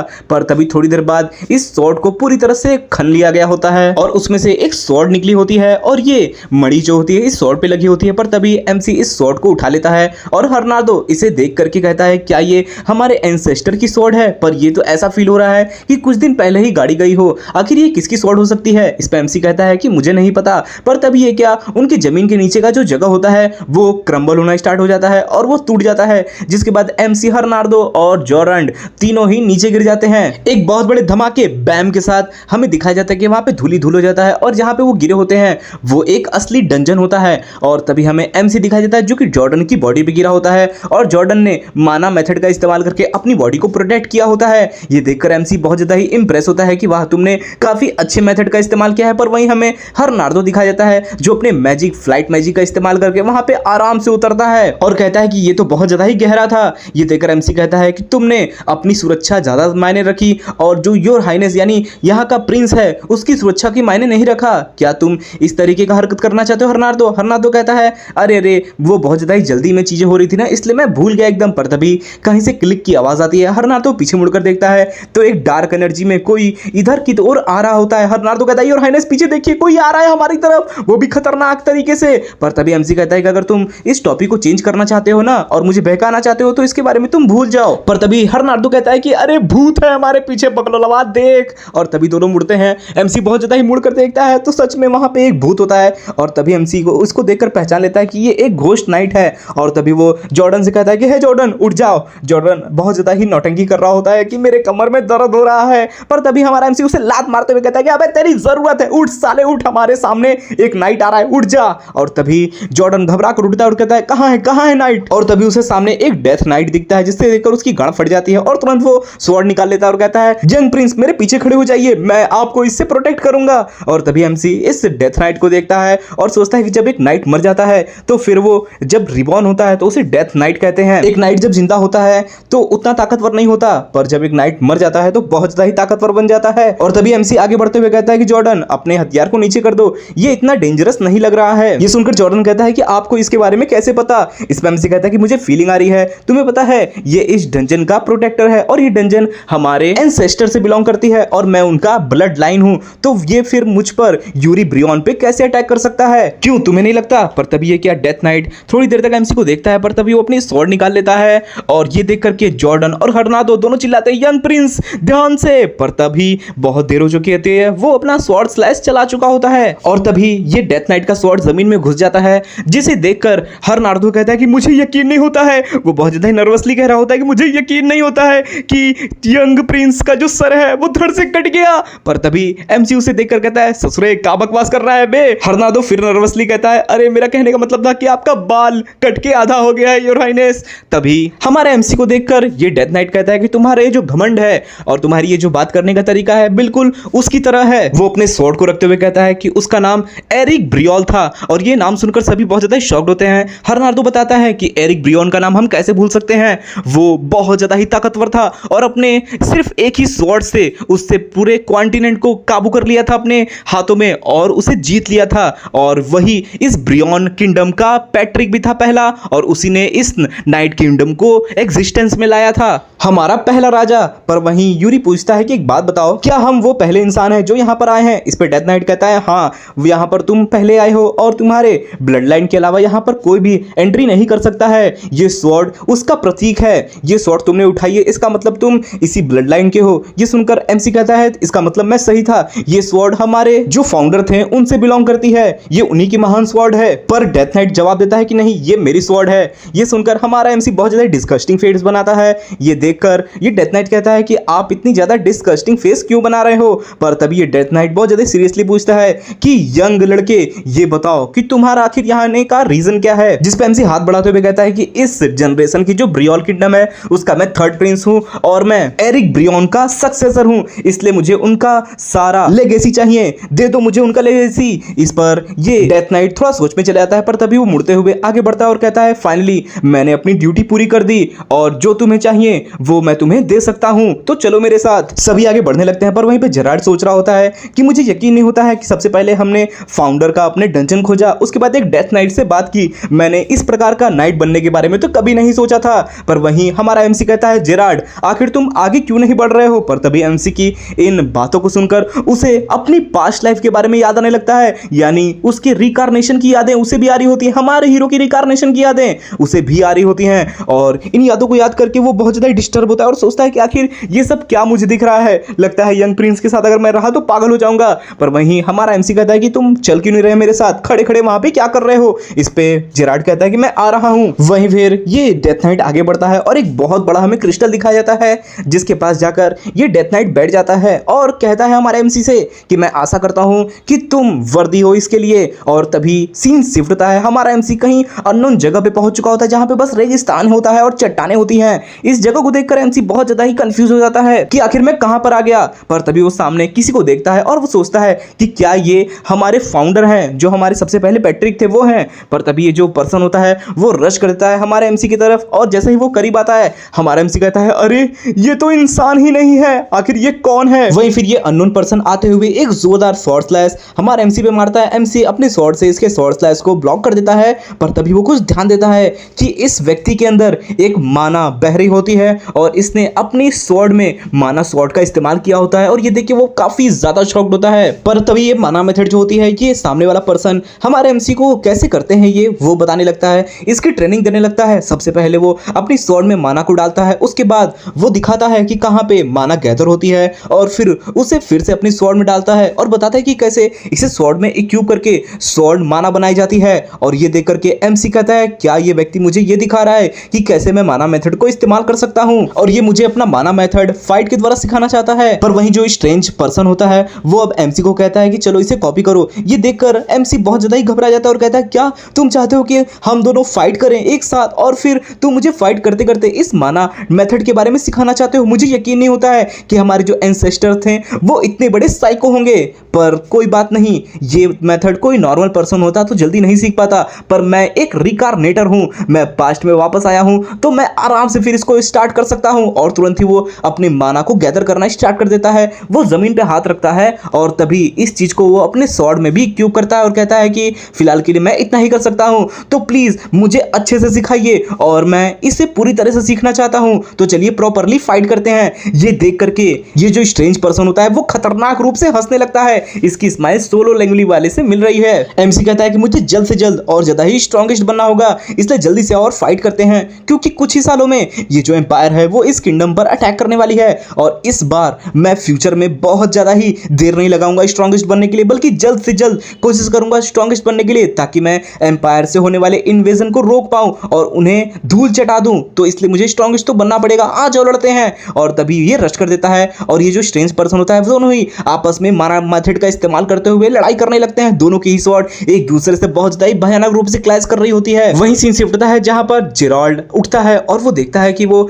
अपने नाइट की ट्रेनिंग रूम में होता है और ये देख करके वो कहता है क्या वो डेथ नाइट का जो ट्रायल होने वाला है वो इस कमरे में होने वाला है क्या मेरा। और तभी उसे सामने एक बंदा दिखता है और उसे देखकर वो शॉक्ड होता है। वो देखता है कि उसका डॉपलगैंगर सामने होता है और वो उसे देखकर कहता है क्या तुम डेथ नाइट हो जो मेरे डॉपलगैंगर बनकर यहाँ पे आए हो। पर तभी ये सामने वाला बंदा कहता है कि जेराल्ड मैं तुमसे बस एक बात कहना चाहता हूँ कि अपनी किस्मत को नकारो मत। ये सुनकर जेराल्ड कहता है क्या मतलब है तुम्हारा। इस पे डॉपलगैंगर कहता है कि देखो मैं जानता हूँ कि तुम नाइट में इसीलिए ज्वाइन किए हो क्योंकि तुम एक इजी लाइफ जीना चाहते हो और अगर तुम इजी लाइफ जीना चाहते हो तो थर्ड प्रिंस का साथ छोड़ दो। तुम जितना अपनी किस्मत को नकारोगे उतना ही तुम्हारी लाइफ और ज्यादा ही मिजरेबल बनती जाएगी, इसलिए उसका साथ छोड़ने से ही तुम्हारी भलाई है। ये सुन जेराल्ड सोचने लगता है हाँ अगर मैंने यंग मास्टर से मुलाकात नहीं की होती तो मैं इसके बाद से एग्री करता, पर जब से मैंने यंग मास्टर से मिला है और उनकी जो बातें मैंने सुनी है उनके हिसाब से मैं अब कभी भी ऐसी लाइफ नहीं चाहता हूं। और तभी वो डॉपलगैंगर से कहता है कि तुम्हें पता है एक बार जो स्वॉर्ड चल जाती है ना फिर उसे रोका नहीं जा सकता है और इसीलिए मैं अब एक चली हुई स्वॉर्ड के बराबर हूं। मैं अब जिस रास्ते पे जा चुका हूं उससे मेरा किस्मत कोई नहीं बदल सकता है। ये सुनकर डॉपलगैंगर कहता है तुम्हारे अंदर सच में अब घमंड आ गया है। ये कहने के साथ ही वो अपने माना मेथड को एक्टिवेट करता है और तुरंत ही रश कर देता है अटैक करने के लिए। वो एक खतरनाक स्वॉर्ड स्लैश हमारे इस जेराल्ड पे मार देता है, पर जेराल्ड इसके अटैक को आराम से इन्वेड करते हुए इसके स्वॉर्ड को रोक लेता है और सोचता है कि इसकी जो टेक्निक्स और मूवमेंट है इन्हें मैं बहुत ज्यादा ही अच्छे से पहचान रहा हूं। फिर वो एक स्ट्राइक को ब्लॉक करता है और सोचता है कि मैं पहले भी ऐसा ही हुआ करता था, मैं कभी अटैक के बारे में नहीं सोचा करता था और बस डिफेंस के बारे में सोचा करता था और सारे अटैक को डिफेंड करते करते मैं किसी भी मैच को खत्म कर देता था, पर अब मैं चेंज होऊंगा। और तुरंत ये सोचने के साथ ही वो एक जोरदार अटैक कर देता है इस डॉपलगैंगर के ऊपर। डॉपलगैंगर फेंका जाता है और तभी वो जमीन पे गिरते हुए उसका शरीर गलना स्टार्ट हो जाता है और तभी उसका जो रियल फेस होता है वो रिवील होता है, जो कि एक बहुत बड़ा मॉन्स्टर होता है, वो भी मड का बना हुआ। उसे देखकर जेरार्ड सोचता है कि तो ये है इसका रियल फॉर्म, और तभी वो कहता है कि मुझे इसे जल्द से जल्द खत्म करना होगा। जो यंग प्रिंस हैं वो इस समय बहुत ज़्यादा हार्डशिप का सामना कर रहे होंगे, उनके सामने पता नहीं किस प्रकार की मुसीबत होगी, तो मुझे जल्दी करना होगा योर हाइनेस, बस थोड़ी देर तक आप संभाले रहिए, मैं आ रहा हूं। सीन शिफ्ट होता है, हमें एक बहुत बड़ा चट्टान दिखाया जाता है इस जगह पे, जिसमें बहुत सारे शॉर्ट स्लाइसेस के मार्क होते हैं और ये काफी खतरनाक लग रहे होते हैं। और वहीं हमारा हीरो बहुत ज्यादा ही जख्मी हालत में बैठा होता है और इसके सामने ये अजीब सा पर्सन आगे बढ़े जा रहा होता है। हमारा एमसी उठने की कोशिश भी नहीं करता और तभी ये अजीब सा दिखने वाला पर्सन एक शॉर्ट स्लैश जो कि बहुत ज्यादा ही ताकतवर होता है उसे चला देता है एमसी के ऊपर, जिससे कि वहां पे बहुत बड़ा ब्लास्ट होता है। ये एक माना ब्लास्ट होता है और इसी के साथ यहां क्या हुआ ये पता नहीं चलता। ब्लास्ट के 1 सेकंड पहले ये अननोन पर्सन एमसी पे अटैक करने जा रहा होता है, पर तभी एमसी अपनी पावर को इकट्ठा करते हुए स्वॉर्ड को उठा लेता है और तभी एक जोरदार माना मेथड का इस्तेमाल करते हुए स्लैश मार देता है इस अनजान पर्सन पे, और यही स्लैश से ब्लास्ट होता है एक बहुत जोरदार का, जो थोड़ी देर पहले दिखाया गया था। पर यही दिखाया जाता है कि ये स्ट्रेंज पर्सन इस ब्लास्ट से बच चुका होता है, पर एमसी बहुत ज्यादा ही थक चुका होता है और वो सोच रहा होता है कि आखिर कितना समय बीत चुका है। चलो अच्छा हुआ कि मैंने बहुत ज्यादा ही इससे फाइटिंग करके जो माना मेथड है इसका इस्तेमाल करना और जो शॉर्ट स्लैशेस हैं उनका इस्तेमाल करना बहुत ज़्यादा ही अच्छे से सीख लिया है, और अब मैं इस माना मेथड के साथ बहुत ज़्यादा ही फेमिलियर हो चुका हूं। हमें दिखाया जाता है कि एमसी भी अब इस माना मेथड का इस्तेमाल कर सकता है। पर तभी ये जो स्ट्रेंज पर्सन होता है वो तुरंत ही वहां से गायब होना स्टार्ट हो जाता है और वो धूल में मिलने लगता है, उसकी स्वॉर्ड धूल में मिल जाती है और वो जाते जाते हमारे एमसी को बाय बाय बोलता है। ये देखकर एमसी कहता है तो फाइनली मैंने इस ट्रायल को पूरा कर लिया और ये सामने वाला पर्सन डिसअपीयर हो गया, तो अब मुझे भी चलना चाहिए। वो अपनी आंखें बंद कर लेता है, पर जैसे ही फिर हमारा एमसी अपनी आंखें खोलता है तो वो डंजन के अंदर अपने आप को पाता है और सामने वो जेरेड और रॉयल मेज को देखता है। और तभी पीछे से डेथ नाइट कहता है कि लगता है तुमने अच्छी खासी सपने को एंजॉय किया है। पर तभी एमसी पूछता है कि वो क्या था। इस पर डेथ नाइट बताता है कि ये एरिक द्वारा किया गया अरेंजमेंट था ताकि कोई भी फ्यूचर में इस ब्रियोल फैमिली का सक्सेसर आए तो उसे ये सारी माना मेथड मिल पाए और वो इस टेक्निक को सीख सके। हमारे एमसी बताता है कि उसकी पिछली लाइफ में ये स्वॉर्ड माउंटेन जैसे ही एम्पायर ने खोजा था तो डंजन में जाने के बजाय उन्होंने इस पूरे जगह को आग लगा दी थी। इस वजह से कोई भी ब्रियोल फैमिली का व्यक्ति इसके अंदर नहीं गया और उसने अपने एंसेस्टर्स की पावर को एब्जॉर्ब नहीं किया। पर वहीं फिर एमसी पूछता है कि क्या यही वो मेथड है जो हमारे पहले पैट्रिक ने इस्तेमाल किया था। इस पे ये डेथ नाइट बताता है कि नहीं, ये जो पहले पैट्रिक थे ना हमारे एनरिक, उन्होंने बहुत ज्यादा ही कॉन्टिनेंट में जाकर एक्सपीरियंस लिया था और वो पूरे ईस्ट कॉन्टिनेंट में घूमे थे और जहां पर वो जाते थे उन्हें एनलाइटमेंट मिलती थी और पूरे एनलाइटमेंट को उन्होंने मिला करके इस माना मेथड को क्रिएट किया था और फिर इसका इस्तेमाल नहीं किया। तुम पहले इंसान हो जो इस माना मेथड का इस्तेमाल कर रहे हो। एमसी का एक और सवाल आता है कि एक बात बताओ, अगर ये इतना ही ताकतवर माना मेथड था तो इस एनरिक ने, हमारे पैट्रिक ने पहले ही रॉयल कोर्ट को ये क्यों नहीं दे दिया और रॉयल फैमिली इसका इस्तेमाल करती ना। फिर इस पर ये डेथ नाइट कहता है कि ये डंजन उसी पर्पस के लिए बनाया गया था और जब तक वो पर्पस फुलफिल नहीं होता है, यानी वो व्यक्ति नहीं आता है जिसे ये माना मेथड देना है, तब तक ये डंजन ओपन नहीं होगा और इसीलिए किसी को ये माना मेथड नहीं मिली। एमसी फिर एक सवाल पूछता है कि आखिर इसका क्या मतलब हुआ, मुझे ये क्यों मिलना था। इस पर डेथ नाइट कहता है कि ये तो तुम्हें खुद फिगर आउट करना पड़ेगा कि आखिर तुम ही वो पर्सन क्यों हो जिसे ये माना मेथड मिली है। पर तभी हमारा एमसी इस स्वॉर्ड को देखता है जिसमें गिल्टी लिखी होती है और उसे पूछता है कि बताओ इसका नाम क्या है। इस पर ये डेथ नाइट बताता है कि इसका नाम सोल सेवरेंस है और तभी ये सुनकर हमारा एमसी कहता है वाह, सोल सेवरेंस ये मेरी है अब। पर तभी डेथ नाइट कहता है कि यूरी ब्रियोल जल्दी से अपने घुटने पे बैठ जाओ, मैं तुम्हारे एंसेस्टर्स की लेगेसी को तुम्हें अब देने वाला हूं। एमसी घुटने पर बैठ जाता है। डेथ नाइट उसके सर पे हाथ रखते हुए कहता है कि कभी भी अपने दुश्मनों से डरना नहीं। एमसी कहता है मैं समझ गया, तुम्हारे दिल में जो है वो करना, मैं समझ गया, और अंत में अपने ओथ को तुम फुलफिल करना, मैं समझ गया। पर तभी डेथ नाइट वहां से गायब होते हुए एमसी के बालों को पकड़ लेता है और उसे अपने पास लाते हुए कहता है कि याद रखना, एक ब्रियोल किंगडम का वारिस कभी भी अपने हॉनर को नहीं छोड़ता है। कुछ भी हो जाए, चाहे तुम्हें अपनी जान भी देनी पड़े, पर तुम अपने हॉनर को कभी त्यागना मत। इस बात को याद रखना यूरी ब्रियोल, क्योंकि यही हमारे ब्रियोल किंगडम की कसम है जो हमने खाई है। ये कहने के साथ ही ये डेथ नाइट वहां से पूरी तरह से गायब हो जाता है। एमसी भी काफी ज्यादा एस्टोनिश्ड हो जाता है ये देख करके। सीन शिफ्ट होता है, हमें फिर से महल का सीन दिखाया जाता है जहां पर ये जो मेड ऐना होती है वो पर्दे हटाते हुए कहती है कि यंग मास्टर उठिए, आप कब तक सोए रहेंगे, आखिर आप रात भर थे कहां। इस पर एमसी कहता है अरे मुझे माफ कर देना, मैं रात भर रॉयल कोर्ट के आर्काइव्स में था। ऐना इसकी वजह पूछती है तो एमसी बताता है कि मैं वहां पर कुछ सर्टेन इंफॉर्मेशन को ढूंढ रहा था। एमसी रात में अपने रॉयल फैमिली के आर्काइव्स में उस पर्सन का नाम ढूंढ रहा था जो डेथ नाइट बना था और तभी उसे वो पर्सन दिख भी जाता है। वो सबसे पहले पैट्रिक का भाई हुआ करता था जिसने अपने हॉनर को त्याग दिया था और और इसकी वजह से उसे हिस्ट्री से ही मिटा दिया गया था और उसके नाम तक को कोई नहीं जानता कि फर्स्ट पैट्रिक का एक भाई भी हुआ करता था और ये जो स्वॉर्ड है सोल सेवरेंस वो उसी की स्वॉर्ड है। पर तभी एना कहती है कि जल्दी से आपको तैयार होना होगा, हमारे जो राजा जी है ना वो आपको बुला रहे हैं। इस पर एमसी कहता है कि आखिर वो क्यों मुझे बुला रहे हैं। इस पे एना कहती है कि जब से राजा जी हरनार्दो से मिले हैं ना तब से वो आपको मिलने के लिए बहुत ज्यादा ही तत्पर है और वो तुरंत आपको बुलाना चाहते हैं। ये सुनकर एमसी समझ जाता है और वो अपने पास्ट में के बारे में सोचता है जहां पे डंजन जब ये खत्म हुआ था, एमसी बाहर जा रहा था तो हरनार्दो कहता है कि जल्दी से यहां से हमें चलना होगा क्योंकि जल्दी से जाकर मुझे राजा जी को सब कुछ बताना होगा। एमसी कहता है कि क्या ये जरूरी है, तुम्हें सब कुछ डिटेल में बताना जरूरी है, क्या तुम कुछ छुपा नहीं सकते। इस पर रॉयल मेज कहता है कि नहीं, मेरी ये ड्यूटी है एज ए रॉयल मेज, मुझे सब कुछ बताना होगा, एक एक डिटेल को बताना होगा।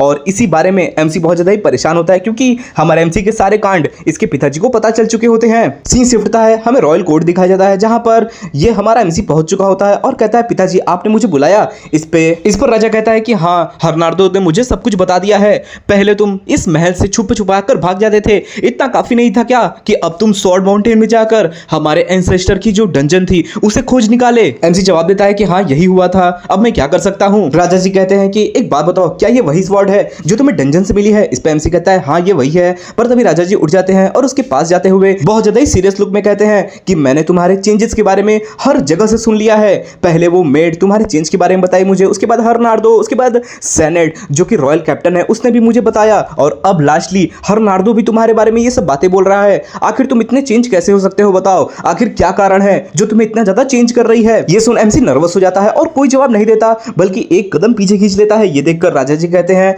अब क्या तुम मुझे बात भी नहीं बताओगे या फिर मुझसे बात भी नहीं करोगे, आखिर तुम मुझे ये बात क्यों नहीं बताना चाहते हो। एमसी कहता है कि बात ये नहीं है, दरअसल बात ये है कि मैंने आपके मुट्ठी को बनता हुआ देखा, आपने हाथ बांध लिया था, इस वजह से मैं थोड़ा डर गया। ये सुन राजा जी मुट्ठी खोल देते हैं और तभी कहते हैं कि ठीक है मुझे माफ करना, पर बताओ आखिर तुम इतना क्यों बदले। इस पे एमसी जवाब देता है कि मेरे इतने बदलने का कारण एक सपना है, मैंने अपने सपने में जॉनी सीन्स को देखा था, सॉरी एक ऐसा सीन किया था, सीन यानी पाप, आप लोग तो समझ ही सकते हैं, मैंने ऐसा पाप किया था जिसकी वजह से मैं बदल गया। ये सुनकर के ये राजा जी बहुत ज्यादा ही सीरियसली सोचने लगते हैं कि यूरी ब्रियोल आखिर तुमने अपने सपने में ऐसा कौन सा पाप कर दिया है जिसे तुम इतने बदल गए। राजा जी ये बात एमसी से पूछ भी लेता है कि आखिर क्या कारण आ गया, क्या देखा तुमने सपने में और कैसा सीन कमिट किया तुमने। इस पर एमसी कहता है कि जो मैंने अपने सपने में सीन कमिट किया था वो ये था कि मैं ब्रियोल किंगडम को इसकी तबाही से बचा नहीं पाया। मैंने सपने में देखा कि ये ब्रियोल किंगडम एक जंग की आग में झुलस रही है और मैंने काफी मेहनत की इसे बचाने के लिए, पर फिर भी मैं इस ब्रियोल किंगडम को बचा नहीं पाया और फिर मैंने अपने हॉनर को त्याग कर अपनी जान की भीख मांगकर यहां से भाग गया एक कायर की तरह और अंत में मेरा भी मिजरेबल एंड हो गया, मुझे भी किसी ने बहुत बुरी तरीके से मार दिया। और जब मैं अपने सपने से उठा तब मैंने अपनी मॉम की जो लॉकेट जो उन्होंने मुझे दी थी वो देखी तो वो गायब था, मेरे पास नहीं था। फिर मुझे लगा कि ये जरूर मेरी मॉम की तरफ से मुझे एक वार्निंग है जो मुझे वो बताना चाहती हैं। इस पर ये राजा जी पूछते हैं कि आखिर तुम्हारे सपने में क्या वो चीज थी जिसने इस किंगडम ऑफ ब्रियोल को तबाह करके रख दिया। इनके जवाब देने से पहले वो सोचता है कि अगर मैंने बता दिया इन्हें कि एम्पायर था वो तो फिर चीजें गड़बड़ा सकती हैं क्योंकि मैंने पहले ही फ्यूचर को चेंज कर दिया है, तो ऐसा भी हो सकता है कि इस बार एम्पायर कभी इस दुनिया पर इस किंगडम पर अटैक ही ना करे और वो भी चेंज हो जाए। अगर मैंने अपने पिताजी को ये बात बता दी तो हो सकता है कि इससे मिसअंडरस्टैंडिंग पैदा हो जाए, इसलिए अभी शांत रहना ही सही होगा। और वो इसका कारण बताता है कि कौन सी ऐसी चीज थी जिसने सपने में इस ब्रियोल किंगडम को तबाह कर दिया। वो बताता है कि ये एक आर्मी थी जो कि मैं पहचान नहीं सकता था उनके चेहरे को कि वो क्या थे, पर वो एक आर्मी थी जिन्होंने इस किंगडम ऑफ ब्रियोल पे अटैक कर दिया था। और ये सुनकर के इसके पिताजी थोड़ा सोच में चले जाते हैं, पर तभी वो कहते हैं कि चाहे ये एक कोई खतरनाक सपना हो या फिर तुम्हारी माँ लिली की तरफ से तुम्हारे लिए एक वार्निंग हो, जो भी हो, मुझे जानकर ये काफी ज्यादा अच्छा लगा कि तुमने अब ये बात ठान ली है कि तुम मेहनत करके अच्छे स्वॉर्ड मास्टर बनोगे। ये सुनकर के एमसी सोचने लगता है कि क्या सच में मैंने इस बात को ठान लिया है, नहीं मैं अभी भी बस अपने पिछली लाइफ के किए गए उन पापों से भागने की कोशिश कर रहा हूं और अपने फेथ को चेंज करने की कोशिश कर रहा हूं। और तभी इसके पिताजी कहते हैं कि चलो एक चीज और हमें बहुत ज्यादा ही जरूरी करने की जरूरत है, तो अपने स्वॉर्ड को लेकर चलो, हमें कहीं जाना है। और इसी के साथ हमारा एमसी अपने पिताजी के बारे में बताने लगता है कि फ्यूरी ब्रियोल एक ऐसा व्यक्ति जब ये पैदा हुआ था तभी इसने स्वॉर्ड चलाना सीखना स्टार्ट कर दिया था और फिर इसने पूरे कॉन्टिनेंट में जाकर अपने सारे ओपोनेंट को हराया और हमेशा पहली खिताब को जीता, यानी हमेशा ये फर्स्ट आया, कभी सेकंड नहीं आया। और इसने अपने दुश्मनों को दिखा दिया कि ये कितना महान स्वॉर्ड मास्टर है, इस पूरे दुनिया में टॉप 10 स्वॉर्ड मास्टर मास्टर्स हैं, पर उन टॉप 10 में से कहा जाता है कि ये सबसे ऊपर में आते हैं, यानी हो सकता है कि ये सबसे नंबर 1 के करीब हो। फिर तभी एमसी पूछता है कि एक बात बताइए, हम आपके ट्रेनिंग हॉल में क्या कर रहे हैं, यहाँ पर मैं पहली बार आया हूँ। इस पे एमसी कहता है हाँ, तुम्हारे जो बड़े भाई हैं ना दोनों, उनमें से किसी के पास भी मुझे ऐसा फीलिंग नहीं हुआ कि किसी के पास स्वॉर्डमैनशिप का टैलेंट है, पर तुम्हारे पास शायद वो हो। इस पे एमसी कहता है स्वॉर्डमैनशिप का टैलेंट, मुझे भी यही लगता है कि मेरे पास वो टैलेंट है। इस पे इसके फादर हंसने लगते हैं और तुरंत ही अपने स्वॉर्ड को निकालकर हमारे एमसी की तरफ पॉइंट करते हुए कहते हैं ठीक है बताओ, एक स्वॉर्डमैनशिप टैलेंट क्या होता है? क्या जिसके पास नेचुरल स्ट्रेंथ होती है, या फिर स्पीड रिफ्लेक्सेस होती है, या फिर एक्सपेक्शनल इंस्टिंक्ट होती है? आखिर क्या है वो चीज जो एक स्वॉर्ड मास्टर को टैलेंटेड बनाती है? क्या तुम्हारे पास ये सब होगा तो तुम क्या एक टैलेंटेड स्वॉर्ड मास्टर कहलाओगे? नहीं, ये सब कुछ नहीं होता है। एक व्यक्ति जो अपने लिमिट्स को ब्रेक करके उसके बियॉन्ड जा सकता है, वही असली स्वॉर्ड मास्टर टैलेंट होता है। और मेरा कहने का मतलब सिर्फ नॉर्मल बियॉन्ड जाना नहीं, बल्कि एक हॉनर लेकर के अपनी ड्यूटी को समझते हुए उसके भी बियॉन्ड जाना, एकदम ऐसा कुछ कर देना कि मजा ही आ जाए। एमसी अपने पिताजी की सारी बातें सुनता ही है कि तभी वो देखता है कि जो पिताजी की एनर्जी होती है वो रिलीज होने लगती है और उनकी ऑरा एकदम चेंज हो जाती है। पर तभी ये देखकर वो काफी ज्यादा नर्वस होता है। इसके पिताजी इस अपने स्वॉर्ड को सीध कर लेते हैं और तभी कहते हैं कि चलो हम इस नए टैलेंट जो हमने अभी बात की है उसको हम एक नाम देते हैं, ऐसा होगा जो हमें इसे नाम स्वॉर्ड कॉलिंग का दें। इस पर एमसी कहता है थोड़ा सोचते हुए कि जैसे कि किस्मत हो, हमारी किस्मत जुड़ी हुई हो स्वॉर्ड के साथ, यही कहना चाहते हैं ना आप? इस पर इसके पिताजी कहते हैं हाँ, मेरा वही मतलब था। पर तभी एमसी बहुत ज्यादा गहरी सोच में चला जाता है। वो सोचता है कि मेरी पिछली लाइफ में लगता है मैं स्वॉर्ड टैलेंट नहीं बन पाया था, क्या मैं इस लाइफ में बन सकता हूं? पर तभी उसके पिताजी पूछते हैं कि एक बात बताओ मेरे बच्चे, क्या तुम तब भी अपने स्वॉर्ड को पकड़े रहोगे जब तुम्हारे सामने तुम्हारे सारे ऑनर को मिटाया जाएगा? क्या तुम तब भी अपने स्वॉर्ड को पकड़ सकते हो जब तुम्हारे सामने ये बुरी दुनिया तबाह हो, तुम्हारी फैमिली खत्म हो? और क्या तुम स्वॉर्ड कॉलिंग को सुन सकते हो? एमसी नर्वस होते हुए कहता है कि मुझे कुछ भी फील नहीं हो रहा। पर तभी उस सामने अपने पिताजी को देखता है जो कि बहुत ज्यादा ही खतरनाक रूप से एमसी को देख रहे होते हैं। उनकी आंखें ऑरा से भर चुकी होती हैं और हर जगह से एमसी को बस उन्हीं की निगाहें देखी जा रही होती हैं, वो भी बहुत ज्यादा ही डेंजरस निगाहें। ये सब देखकर एमसी बहुत ज्यादा ही परेशान हो जाता है। वो नर्वसली कह रहा होता है ये आखिर क्या हो रहा है? उसके पास से आवाजें आने लगती हैं कि यूरी ब्रियोल मुझे बचाओ प्लीज, योर हाइनेस हमें बचा लीजिए, योर हाइनेस प्लीज आपका यहाँ से भागना बहुत ज्यादा ही जरूरी है। ये सारी बातें उसके पास्ट की बातें होती हैं जो उसे याद आ रही होती हैं। और तभी हमें फिर से एक जला हुआ किंगडम दिखाया जाता है जहां पर बहुत सारे नाइट्स लड़ाई कर रहे होते हैं, एक दूसरे को स्लैशेस मार रहे होते हैं और हर जगह पे अफरा तफरी होती है। और वहीं हमारा एमसी भी इन सबको होते हुए देख रहा होता है, पर अब उसे समझ में नहीं आ रहा होता कि आखिर यहाँ पे क्या चल रहा है। वो बहुत ज्यादा ही कंफ्यूज हो जाता है। पर तभी कुछ सैनिकों को वो देखता है जो कि वही बात दोबारा दोहरा रहे होते हैं और कहते हैं कि वो देखो ये रहा यहाँ का आखिरी बचा हुआ यंगेस्ट प्रिंस, अगर हम इसे मार देते हैं ना तो ये जंग खत्म हो जाएगी, चलो अटैक करो। इन नाइट्स की बातें सुनकर हमारा एमसी अपने आप को देखता है और रियलाइज करने की कोशिश करता है कि आखिर वो कहां है। और तभी उसे रियलाइजेशन होता है। वो सोचता है कि कहीं ऐसा तो नहीं कि मैं पास्ट में वापस आ चुका हूं जब ये ब्रियोल किंगडम पूरी तरह से तबाह हो रहा था। और हमारे हीरो की ये सोचते ही ये एपिसोड खत्म हो जाता है। आशा करता हूं आपको वीडियो जरूर पसंद होगा। मैं जानता हूं कि किसी ने इसे पहले से एक्सप्लेन कर रखा है, पर मैं भी इसे खत्म करना चाहता हूं क्योंकि ये मेरा बेस्ट सीरीज लगा मुझे। इसलिए प्लीज आप लोग चैनल को सब्सक्राइब करिए और भी नए नए मानवास के लिए आप लोग मुझे सपोर्ट करते रहिए और चैनल को सब्सक्राइब करके वीडियो को लाइक करना ना भूलें। और हाँ, एक बेल आइकन होता है, अभी मुझे याद आया, वो दबाना जरूर याद रखिएगा। उसे आप ऑल नोटिफिकेशन पे सेट कर दीजिए। जब भी मेरा कोई वीडियो आएगा तो आपको उसका नोटिफिकेशन तुरंत मिल जाएगा। बहुत सारे लोग ये कहते थे कि नोटिफिकेशन ही नहीं आता है, वो इसलिए क्योंकि आपने बेल आइकन को दबाया ही नहीं है। तो चलिए लास्ट में कहना चाहता हूं मैं कि हम मानवा क्यों देखते हैं, क्योंकि वी लव मानवा।